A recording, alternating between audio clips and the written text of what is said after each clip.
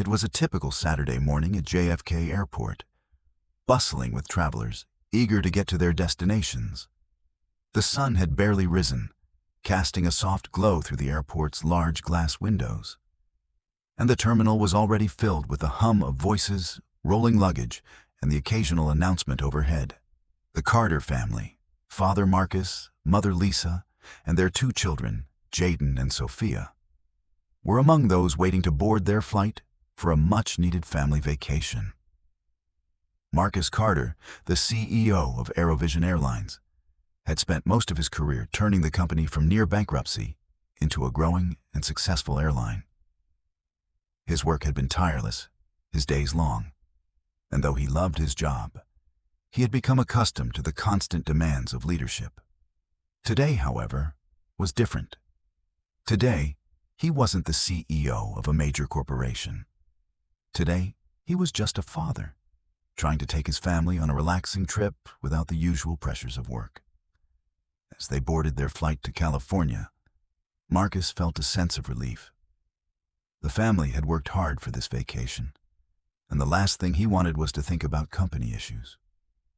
It was a brief escape, one he hoped would offer some reprieve from the stressful demands of running an airline. However, as they settled into their seats, little did they know, this flight was about to take an unexpected turn that would change everything. The plane, a sleek new model of Aerovision Airlines, was one of the flagship jets of the company Marcus had spent years building. As the doors closed and the flight attendants began their usual safety briefing, Marcus exchanged a quiet smile with Lisa. They were seated near the back of the plane, in a row with enough space for their two children to settle in comfortably. But things started to go awry soon after takeoff. Just a few minutes into the flight, Marcus's youngest son, Jaden, began to feel unwell. Jaden, who had allergies, started to wheeze and cough in a way that immediately alerted Lisa. She checked Jaden's face for any signs of swelling or redness, but he was showing symptoms she recognized from a previous allergic reaction to something in the terminal earlier. Lisa's heart began to race. She quickly reached into her bag for his medication, but in the chaos of the morning, she had forgotten to bring it on board. Panic began to set in as Jaden struggled to breathe more easily. Lisa, trying to remain calm, immediately called for help, raising her hand to get the flight attendant's attention. Within moments, Rebecca, a flight attendant with a reputation for being strict but efficient, approached them. "Is everything all right here?" Rebecca asked, her tone clipped. "My son is having an allergic reaction," Lisa replied, trying to keep her voice steady. "I need his medicine, but I forgot it in the terminal. Is there anything you can do?" Rebecca glanced at Jaden, who was clutching his chest and struggling to catch his breath. She looked back at Lisa and then to the rest of the passengers who were now beginning to look in their direction. "You're going to have to sit down, ma'am," Rebecca said, her voice growing firm. "The rules are clear. Everyone needs to be in their seat with their seatbelt fastened for takeoff." Lisa, still trying to calm Jaden, now looked up at Rebecca, her voice trembling slightly. "Please, my son needs help. He can't breathe properly and I need his medicine. Just a few moments, that's all. Please." Rebecca crossed her arms. "Ma'am, I understand the situation, but you cannot be standing in the aisle. You need to sit down immediately. If you don't comply, I will have to report this to the captain." Marcus, who had been quietly observing the interaction, stood up, his frustration growing. He had dealt with difficult passengers before. But this wasn't just any passenger. It was his family. His son was in distress, and now it seemed like the flight attendants were more concerned about protocol than helping. "Is there a problem?" Marcus asked, his voice calm but firm as he moved toward Lisa and Rebecca. Rebecca turned to him. "Your wife is blocking the aisle, sir. I'm asking her to sit down." Marcus could feel his patience beginning to wear thin. "She's trying to help our son," he said, his tone sharpening. "He's having an allergic reaction. We need to get him his medicine. Rebecca, now visibly irritated, looked at Marcus. I understand your concern, but it's not my responsibility to attend to your family's medical emergency. I'm just asking you to follow the safety procedures. The tension in the cabin was palpable, and passengers began to shift uncomfortably in their seats. It wasn't just the confrontation. It was the way Rebecca seemed to ignore the very real medical issue at hand. Marcus could see his family becoming more upset by the moment. Jaden was still struggling to breathe, and Lisa's eyes were wide with panic. Get your hands off my wife, Marcus said coldly, sensing that Rebecca was about to escalate things further. Rebecca hesitated for a moment, but then reached for the intercom. The last thing Marcus expected was for a flight attendant to escalate a medical emergency in such a way. But Rebecca was determined to make her point clear. We'll have to divert the flight if you don't comply, she said to Marcus, now holding the intercom button down to speak to the captain.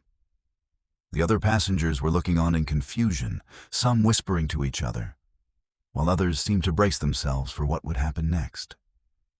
What was supposed to be a routine flight was now spiraling into an incident, and neither Marcus nor his family had expected things to go this way. Before Marcus could respond, he saw the captain's voice on the intercom. This is your captain speaking. We are diverting to the nearest gate for an emergency deboarding. Please remain in your seats until instructed otherwise. Lisa, eyes welling with tears, turned to Marcus, her voice barely a whisper. What are they doing? Marcus, seething with anger, felt humiliated as the flight attendants escorted his family off the plane, while the other passengers watched in silence. No explanation, no understanding, just a public dismissal that had nothing to do with customer service or understanding a family emergency. As they stepped into the terminal, their humiliation was complete. But Marcus knew that the situation was far from over. The anger simmering inside him was not just for the treatment they had received. It was about the fundamental breakdown of the airline's operations, starting with the very staff who represented it. This wouldn't be the end. It was only the beginning of something much bigger.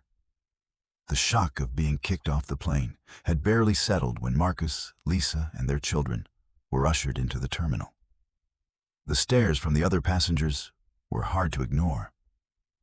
There was no escaping the embarrassment. People whispered and exchanged curious glances as the family walked, heads held high, through the terminal. Marcus, usually unshaken by the weight of leadership or public attention, now felt a simmering mix of anger and humiliation that made him question the way his company was run.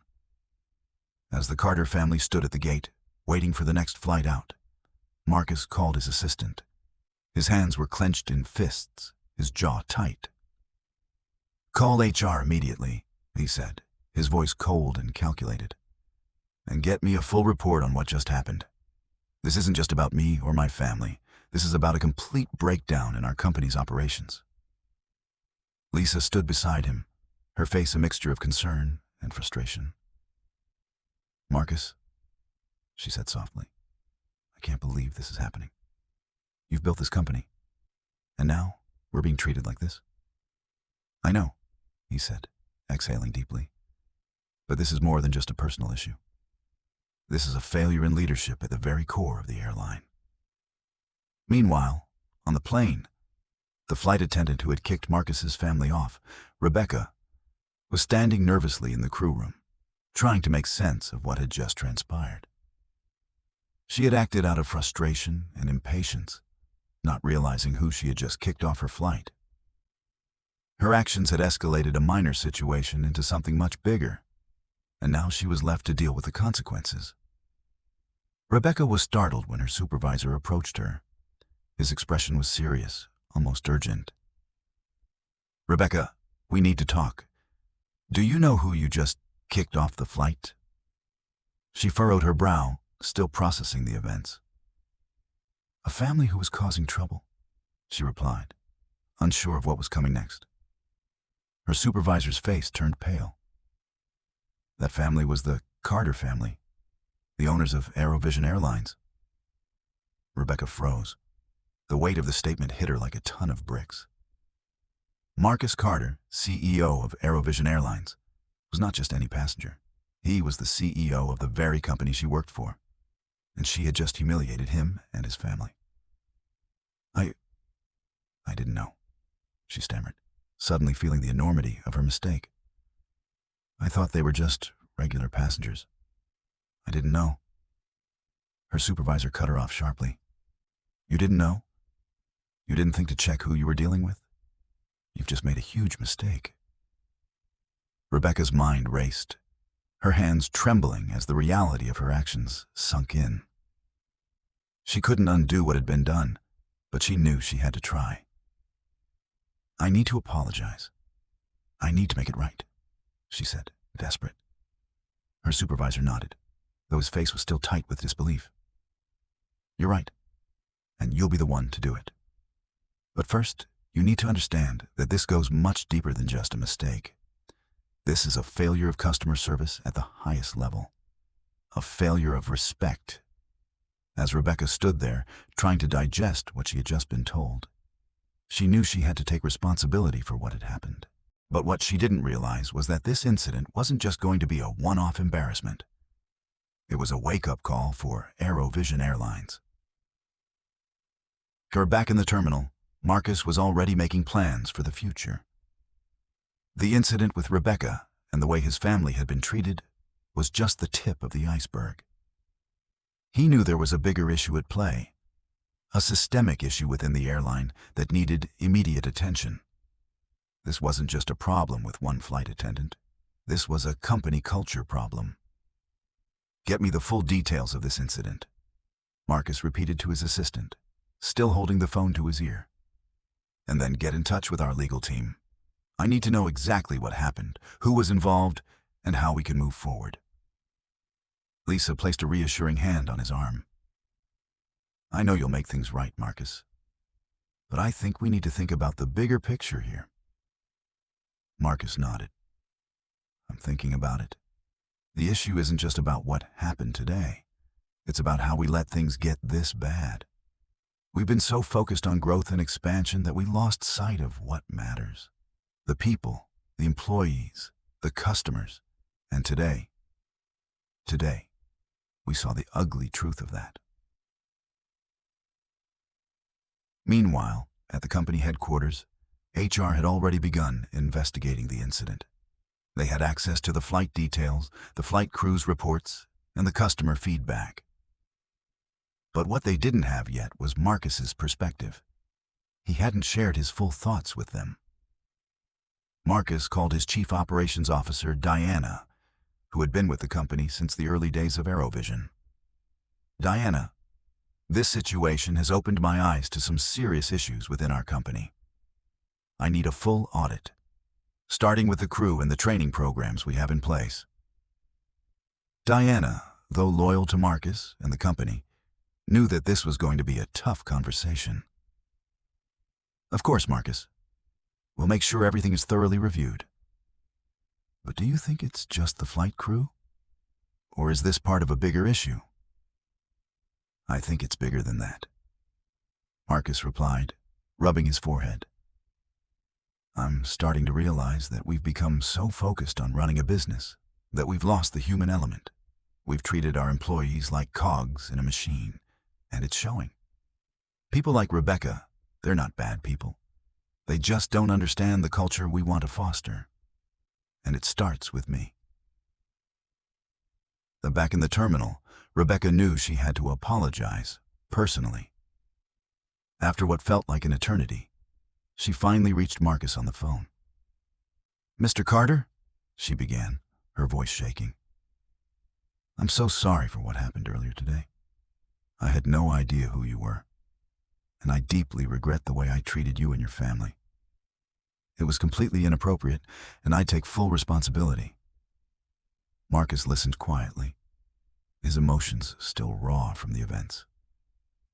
He understood that Rebecca had acted out of frustration, but the damage had been done.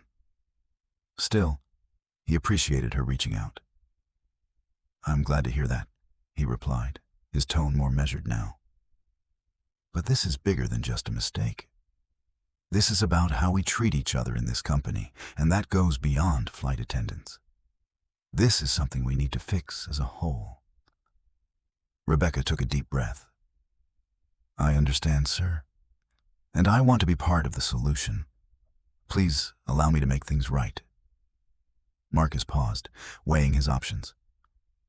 I think it's time for us to have a bigger conversation about who we are as a company, and I want you to be part of that.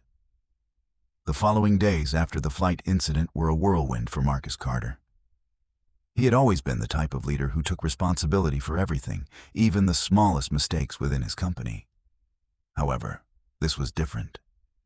It wasn't just a failure of communication between a flight attendant and a family. It was a clear indication that something was broken deep within the airline's culture. Marcus had a meeting scheduled with the executive team, including Diana, the chief operations officer, and Richard, the head of HR. Diana had already started looking into the company's training programs, the communication channels, and the current state of the work environment. Richard, meanwhile, had been tracking the incident's fallout, gathering reports from employees and passengers who had witnessed the unfortunate exchange between Rebecca and the Carter family.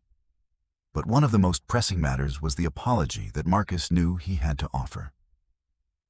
Not just to his family, but to Rebecca and the rest of the staff who had witnessed what happened. He wanted to make it clear that no matter what their positions were, every employee at Aerovision Airlines was part of the family. That afternoon, Marcus gathered his team for an all-hands meeting in the company's conference room. It was rare for him to be in the room with every senior manager, but he knew it was time to address the elephant in the room. As the room filled with staff members, all of them knew about the incident. But the atmosphere was thick with anticipation. Everyone was eager to hear what the CEO had to say. Marcus stepped up to the podium, his face somber but composed. I want to begin by acknowledging the incident that occurred on Flight 214, he started, his voice steady. I owe you all an apology, not just for the treatment my family and I received, but for the lack of leadership that allowed this to happen in the first place. A wave of discomfort rippled through the room. Rebecca, who had been standing near the back, felt a weight on her chest. She had been expecting this apology, but hearing Marcus speak so openly and humbly made her feel the full impact of her actions. I know that many of you look to me for guidance, Marcus continued. And I failed you. I failed to ensure that our values of respect, trust, and customer service were being carried out at all levels of our company. This incident, though deeply personal, has opened my eyes to how far we've strayed from the culture that once made Aerovision Airlines great. Rebecca's heart sank as she listened. She had never expected to hear her CEO speak with such vulnerability. But it was in that moment, when she saw the sincerity in Marcus's eyes, that she realized how much of a difference her actions had made. Turning to Rebecca, Marcus nodded in her direction. I also want to offer my personal apology to you, Rebecca. You acted in what you thought was the best interest of the company. But I know now that we've failed to communicate what those values are. No one here should ever feel like they can't make the right decisions, especially when it comes to the well-being of our customers. Rebecca, visibly shaken, nodded as she stepped forward. Mr. Carter, I owe you and your family an apology. I acted without thinking, and I deeply regret what happened. I'm truly sorry for how I treated you and your family. You deserve better from me, and I promise that I will work to ensure something like this never happens again. There was a moment of silence in the room before Marcus responded. Thank you, Rebecca. This is a start. What matters now is what we do next. We're all in this together, and we have to rebuild the culture of this company from the ground up. As the meeting came to a close, Marcus asked the entire team to stay behind. He had something important to say, and it was time to set the course for Aerovision Airlines' future. I know that for some of you, It's going to be hard to trust that things will change. I get it, Marcus began. But this is not just about me or my family. This is about you, the people who work hard every day to make this company great. From the pilots to the ground crew, from the customer service reps to the flight attendants, we are all part of a team. And that team starts with respect, trust, and accountability. Marcus paused for a moment, his eyes scanning the room. The weight of his words hung in the air as his staff began to understand the gravity of what was about to happen. I'm instituting a company-wide overhaul. We'll be focusing on employee development, better communication, and a renewed commitment to customer service. Rebecca, you'll be part of a new initiative aimed at retraining every employee on our core values. Everyone from here on out will be held to a higher standard, and that includes me. The room was quiet, and Marcus could see the mix of relief and hope on the faces of his team. For the first time in a while, it felt like Aerovision Airlines was ready for a fresh start. Over the following weeks, changes began to take shape. Rebecca, alongside Diana, spearheaded the new training program. They developed a curriculum focused on empathy, active listening, and putting customers first. Aerovision Airlines' focus was no longer solely on operational efficiency or expanding routes.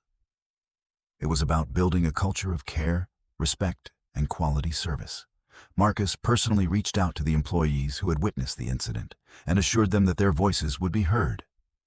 He also made sure that they were included in the ongoing process of improving the company's internal practices. The Carter family took their vacation in California, but Marcus could not stop thinking about the steps they had just taken. It wasn't just about the apology. It was about taking accountability for the company's failings and doing the hard work to rebuild it. By the time the Carter family returned, Aerovision Airlines was already on a new path. Employees were more engaged, customers were noticing the difference in service, and most importantly, Rebecca had found a new sense of purpose in her role. She had learned that mistakes were inevitable. But the real test came in how people responded to those mistakes. The family returned to a company that was in the midst of a profound transformation. And though the road ahead would still have its challenges, Marcus knew they were on the right track. As the days passed, the changes at Aerovision Airlines were palpable. Marcus Carter, though constantly in the midst of meetings and overseeing the transformation, found himself looking at the company through a new lens. The incident with Rebecca had done more than just expose cracks in the foundation of the airline. It had illuminated a path toward a more empathetic and effective organization. But the true test of the transformation would be how the company's employees and customers responded in the long term. Marcus had always prided himself on running a profitable airline. But now, more than ever, he understood that profitability wasn't enough. Aerovision Airlines could only thrive if it embraced a culture where everyone, whether an executive or a flight attendant, felt valued and respected. The recent developments made it clear that this was not a simple fix. This would take time, commitment, and a shared vision of what the company could become. The first steps in this new direction were clear. Marcus called together all his department heads for a full-day workshop aimed at setting the tone for the changes ahead. The focus was on communication, collaboration, and accountability. 3 pillars that Marcus felt had been lacking in the past. Today is not just about looking at our flaws, but about taking concrete steps forward. Marcus began, standing before the group of senior leaders. We all know we're capable of more than this. Our employees should never feel like they're just following orders. They should feel like they're part of something bigger. We're not just a business, we're a team. Diana, the chief operations officer, stood beside him, presenting the new company-wide training program. She outlined a series of workshops and seminars designed to foster better communication between the staff and leadership. The training sessions would include lessons on conflict resolution, handling customer complaints with empathy and understanding cultural sensitivity. The goal was clear: to create a workforce that not only excelled in their roles, but genuinely cared about each other's well-being. Rebecca, now assigned as a customer relations leader, was among the first to undergo the new training. Her journey was symbolic of the broader shift taking place within the airline. No longer a mere flight attendant, Rebecca had become a key player in shaping the future of the company's customer experience. She was tasked with overseeing customer service standards across all locations and ensuring that all employees were up to date with the new expectations. One of the biggest shifts in Aerovision Airlines was the culture of accountability that Marcus had introduced. Previously, employees had felt like cogs in a machine, with little say in how things were run. But now, they were being asked to participate in shaping the company's future. Whether it was through feedback sessions, surveys, or one-on-one meetings, Marcus encouraged open communication at all levels. Employees were not only encouraged, but expected to bring up issues, suggest improvements, and discuss challenges. A major part of this new accountability came in the form of regular performance reviews that went beyond the usual checklists. These reviews were designed to be collaborative, where managers and employees would discuss goals, obstacles, and ideas for growth. No longer would it be about just ticking boxes. Marcus believed that true success came from giving employees the tools they needed to succeed and ensuring they felt heard and supported.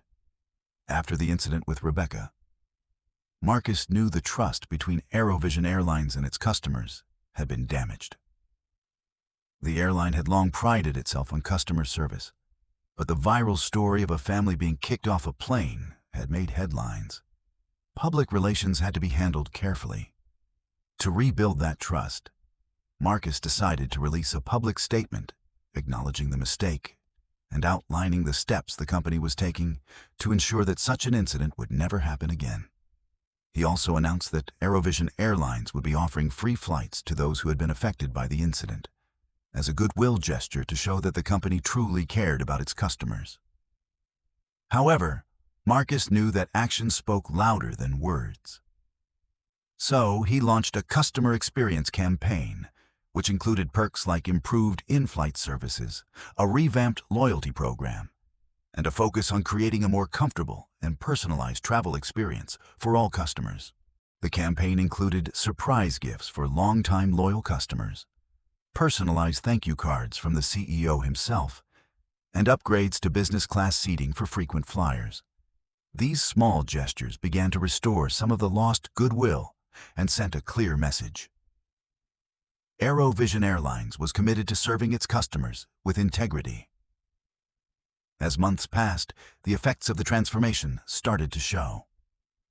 Employee satisfaction was at an all-time high. The results of the first round of training showed a significant improvement in customer feedback, with passengers reporting higher levels of satisfaction. The airline's social media pages, once full of complaints and negative reviews, were now teeming with messages of gratitude and appreciation from satisfied customers. The real success, however, came when Marcus took a step back and watched his team working together. No longer were employees just performing tasks, they were collaborating.